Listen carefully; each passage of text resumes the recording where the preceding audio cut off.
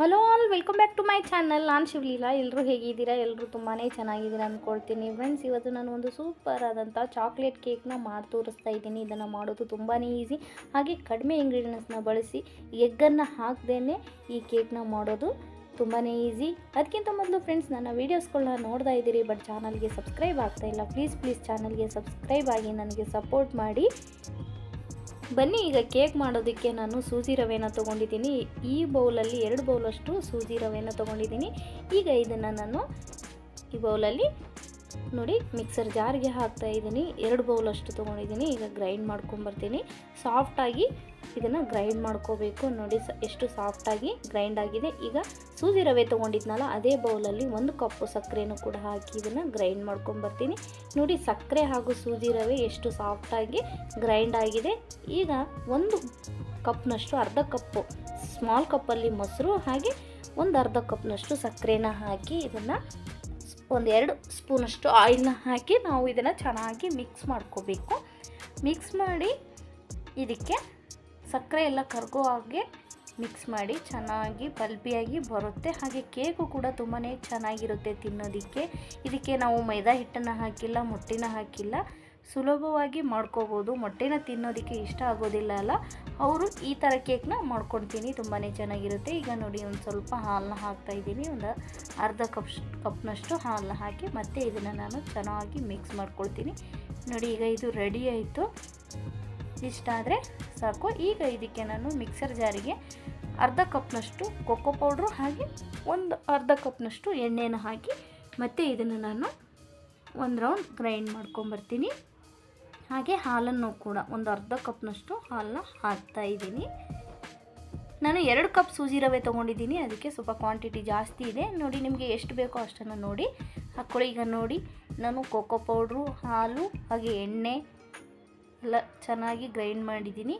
ಈಗ ಇದನ್ನು ನಾನು ಮಿಕ್ಸ್ ಮಾಡಿ ಇಟ್ಕೊಂಡಿದ್ನಲ್ಲ, ಮೊಸರು, ಹಾಲು, ಸಕ್ಕರೆ, ಅದರಲ್ಲಿ ಇದನ್ನು ಹಾಕಿ ಚೆನ್ನಾಗಿ ಈ ರೀತಿ ನಾವು ಮಿಕ್ಸ್ ಮಾಡ್ಕೋಬೇಕು. ಇದನ್ನು ಒಮ್ಮೆಲೆ ಹಾಕಿ ನಾವು ಗ್ರೈಂಡರಲ್ಲಿ ಕೂಡ ಮಿಕ್ಸರಲ್ಲಿ ಗ್ರೈಂಡ್ ಮಾಡ್ಕೋಬೋದು.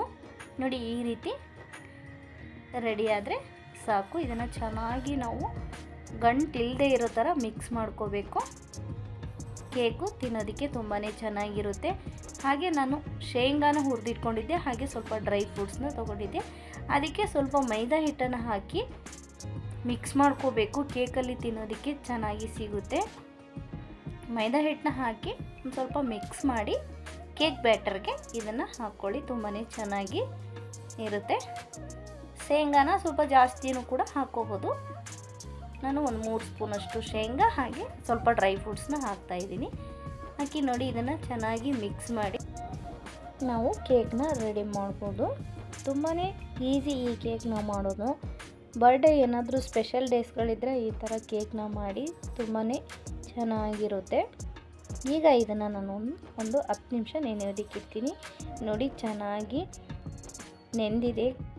1 ಸ್ಪೂನಷ್ಟು ಬೇಕಿಂಗ್ ಪೌಡರ್, ಅರ್ಧ ಸ್ಪೂನಷ್ಟು ಅಡುಗೆ ಸೋಡಾ, ಹಾಗೆ ಒಂದು ಸ್ವಲ್ಪ ಹಾಲನ್ನ ಹಾಕಿ ಇದನ್ನು ಮಿಕ್ಸ್ ಮಾಡ್ಕೋಬೇಕು. ಇದು ರವೆ ಎಲ್ಲ ಚೆನ್ನಾಗಿ ನೆಂದಿರೋದ್ರಿಂದ ಸ್ವಲ್ಪ ಗಟ್ಟಿ ಅನಿಸಿರುತ್ತೆ, ಅದಕ್ಕೆ ಸ್ವಲ್ಪನೇ ಹಾಲನ್ನ ಹಾಕ್ತಾ ನಾವು ಇದನ್ನು ಮಿಕ್ಸ್ ಮಾಡ್ಕೋಬೇಕು. ಕೇಕ್ ಬ್ಯಾಟರ್ ಕರೆಕ್ಟಾಗಿ ಮಾಡ್ಕೋಬೇಕು.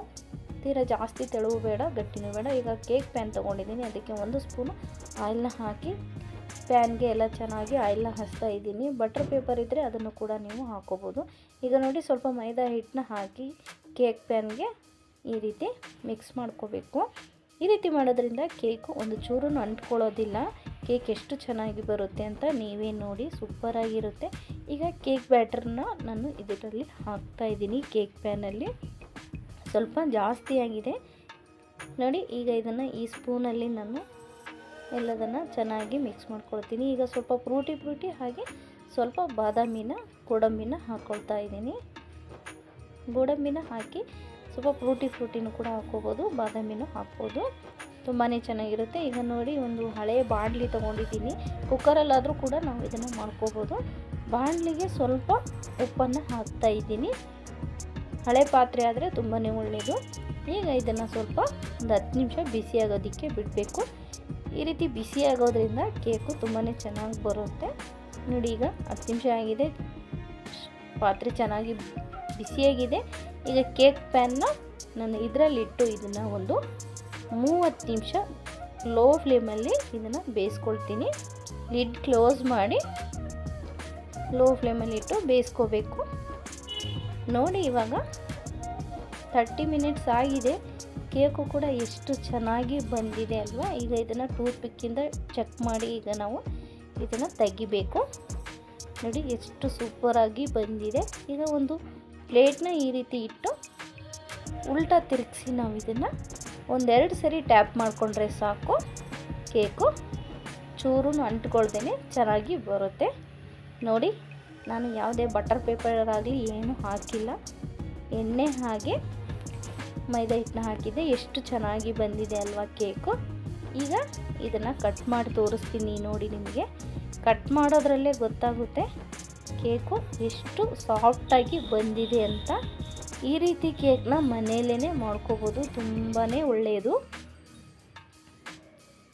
ನೋಡಿ ಇದಕ್ಕೆ ಮೊಟ್ಟೆನೂ ಹಾಕಿಲ್ಲ, ಮೈದಾ ಹಿಟ್ಟನ್ನು ಕೂಡ ಹಾಕಿಲ್ಲ, ಆದರೂ ಕೂಡ ಎಷ್ಟು ಸಾಫ್ಟಾಗಿ ಬಂದಿದೆ ಅಂತ.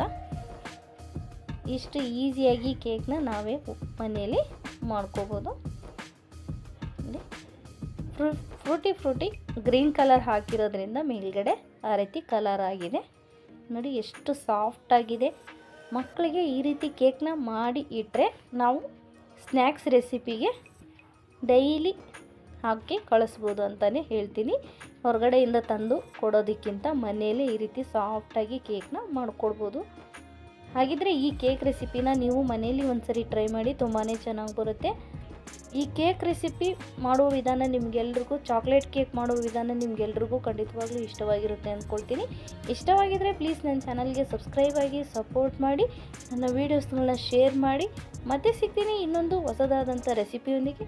ಅಲ್ಲಿವರೆಗೂ ನಾನು ನಿಮ್ಮ ಮನೆ ಮಗಳು ಶಿವಲೀಲಾ ಮಾಡುವ ಪ್ರೀತಿಯ ನಮಸ್ಕಾರ.